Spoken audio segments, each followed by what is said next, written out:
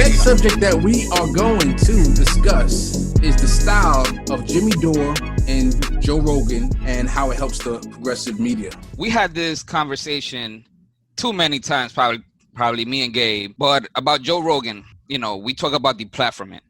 I do not agree with it, but there's a difference to me between the platforming somebody and then having somebody that's a dishonest person coming into your show and just spewing lies. So with Joe Rogan, Gabe likes to say that, he brings people in and he's open-minded and blah, blah, blah. But I'm saying somebody like Jordan Peterson, he had him at least 6 times. Dave Rubin at least 3 times. Ben Shapiro at least 3 times. How many times does it take to know that somebody is a charlatan? Especially in a show like Joe Rogan where he has money, producers, assistants.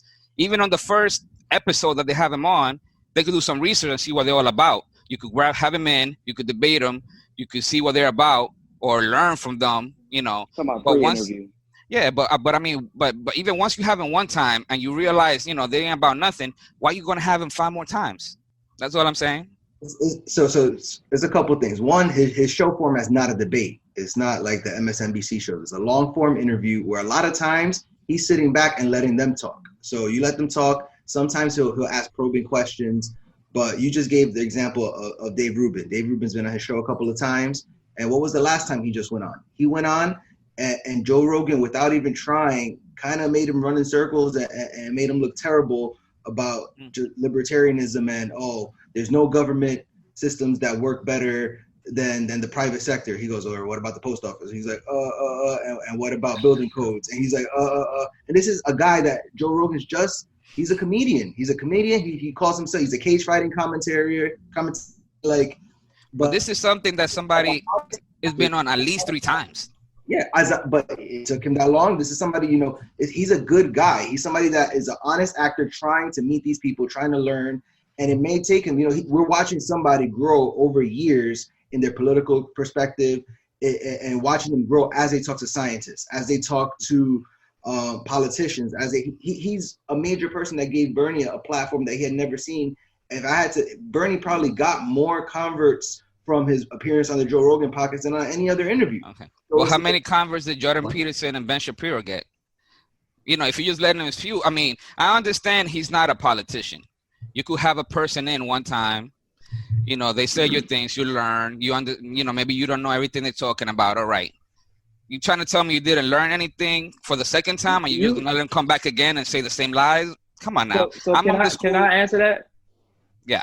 Can I answer that? So I think there's something to be said for what Joe Rogan has been able to do by having people like Ben Shapiro and Dave Rubin go on. Absolutely. Like, I think that everybody would agree that Dave Rubin's support has gone demonstratively, it's lower since that appearance that Gabe just talked about that. Since that appearance, people think that Dave Rubin's a dumbass. Like, nobody takes Dave Rubin seriously. And all Joe Rogan did was ask objective questions without any judgment, without any malice. And he basically uses this immense privilege that he has to completely disconnect his emotion from the interview. Now, sometimes, does that mean he has on people that we don't like to see very often? Of course, but that also means he demanded, he went out and reaching out because he couldn't find any good, honest leftists. So he says, well, who can I get on my show? People suggested Kyle Kalinske, Jimmy Dore, Abby Martin, and he listened and got all of those leftists on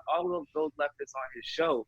And those are leftists that many consider fringe, that would otherwise not have a platform like that, but all of their platforms grew because of going on Joe Rogan's show, because the same crowd that a lot of them liked Dave Rubin, when they found out that basically Jimmy was an honest version of Dave Rubin, they realized this is a better place to be. They had that contrast, and that contrast was provided by the platform that Rogan gave them. Yeah. I don't disagree with that at all. The problem I have is, how many years have you known Dave Rubin was a joke? For a while. A lot of people didn't know, though. Yeah, but I'm saying he had him multiple times, so he knew about him. And like I said, but where did Dave Rubin ever get a chance to get exposed? Why does it take 3-4 episodes to get exposed over multiple years? He probably won him up. He wants to bring him back and just slowly, and then. Slowly over that time, their how much more presence grows. I mean, listen, I listen to Uncle Ben. With great power comes great responsibility. All right. All right, let me jump in here because I want to talk about Jimmy Dore a little bit because I'm a big fan. Personally, I'm a fan of Jimmy Dore. I've been listening to him before he even joined TYT, but I do have some criticism of him. And one of the things that I criticize Jimmy Dore for is we all hate voter shaming, right? People saying, oh, you're going to vote for Green Party, you're going to vote for this party or whatever. But he does the opposite. He shames people for wanting to work within the Democratic Party and wanting to try to have progressive change from within it. And I think, me personally, have all options on the table. If you feel passionate about starting a whole new party, I'm with that. Go ahead, do you. If you want to work within the Democratic Party, hey, do you. As long as we all trying to get the same goal, Medicare for all, universal child care, et cetera, et cetera. So I mean, I would say that's a mischaracterization. He doesn't voter shame people for trying to work in the Democratic Party. What he does say is that it's insanity to keep doing the same thing over and over and expecting different results. So he'll say, yeah, he supports people progressives that are running in the Democratic primary. So he's on the side of change within the party, but at the same time, if we all go, I said in the last episode, if we go and give an overwhelming victory to Biden, it's not going to be, oh, let me give the progressives anything. It's going to be my centrist corporate platform worked, and they're not going to give us anything. They're not giving us anything out in the primary. So if you're going to say Jimmy Dore shaming, yeah, he's saying, how can you vote for somebody who's not even giving you anything in words in the primary and then expect that you're going to change their heart and mind when they're in office? So I think it's a mischaracterization. Jimmy, you could tell. I go through the same thing, but I'm 31. Jimmy's over 60, right? The things that Jimmy has seen as a comedian, as a commentator, are like 3 times what I've seen. And I'm already feeling exhausted. You can see it in his commentary. I'm going to tell you why. How do you think it feels for Jimmy to warn people about something 2-3 years in advance? We're talking about election integrity, basic election fraud that my shows cover, Convo Couches cover. This is fact-based, evidence-based election fraud issues and election integrity issues before we get into the election.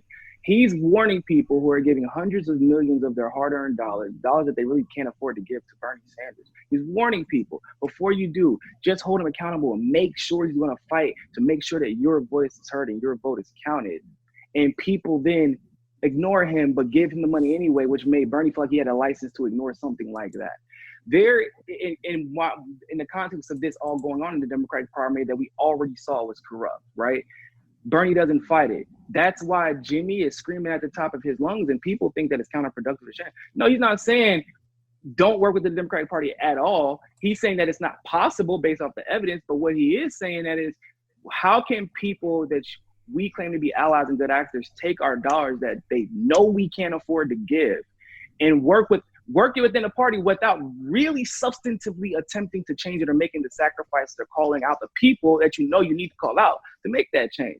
So what Jimmy is doing is really prophetic. I mean, yeah, it's kind of obvious outcomes, but it's prophetic in the sense that if we've started paying attention to holding people accountable then we might get different results now. But nobody wanted to hold them accountable because everybody was too busy hero worshiping no matter what they're doing. That's a great point. I mean, that's what the show, Political Junkies. The thing I have to say about this is that I am no expert. I'm like a noob at this, man. And I know a whole lot more than most of my friends when talking about politics. A lot of people just don't know. They don't have the time. They don't have the energy. They don't know what's going on. So some of the comments that I made, not necessarily Jimmy, but sometimes people just blame people. Why are you being so stupid and going against your own interests, stuff like that? Some people, they just don't know. They just see what they, maybe. But Jimmy isn't talking to them. He makes it very clear. I'm talking to the people who actually have seen all of this, seen all the facts, are deep in this politics, and still make the wrong decision despite the majority of the left saying they only make decisions based off of policy and what they can Well, we get. know factual. They have self-interest in mind when they go into politics, man. I mean, we talked last episode about Colin Allred. So we know a lot of people go in saying one thing, but they don't mean it. Yeah, but that's always the conversation that we have, right? Especially with like some of the Bernie folks, right? Like I'm a Bernie guy and stuff like that, but people want to just give him a pass to be like, oh no, like we always go at it. Like Bernie he ran a bad campaign and he has like a lot of blame. to happen. And so that's, you know, Jimmy said, well, he did it, you know, in 2016, he fought harder than 2020. And you told us. Joe's his friend. And you, like I said, and we talked about what happened right when he got asked about the debate issue. He threw his friend who sacrificed her career with the DNC under the bus to defend the Democratic Party. And he thought that was going to get him voted. He propped up Russiagate, but which propped up obviously Comey, Clinton, all these people that were eventually found guilty of basically malice intent or malicious intent. And then you throw everybody, like Yang didn't endorse Bernie. Why do you think? People will say it's because he's corrupt. Yeah, it's partially, maybe a little bit true, but no one else endorsed Bernie. Even Marianne Williamson, I think, took forever to really come out endorsing, and that was like, she got pressed on it. But Tulsi didn't endorse Bernie either. So you had a whole, just like Biden had a coalition that was willing to yield, you had a coalition that was willing to yield. But because you would rather capitulate to the Democratic Party, they either saw two options. It was either to rebel completely, of course, or, well, we're going to have to get behind Biden too, because Bernie has already set this precedent to work within the Democratic Party or else. Because now you're going to get killed because of Bernie's, and this is what Jimmy talks about, by the way, because of Bernie and pushing the Democratic Party and Biden, and then the progressives getting behind Bernie, you're going to get killed by the Democratic Party and the progressives if you don't do what they say. And that's what's problematic and what Jimmy's trying to talk about.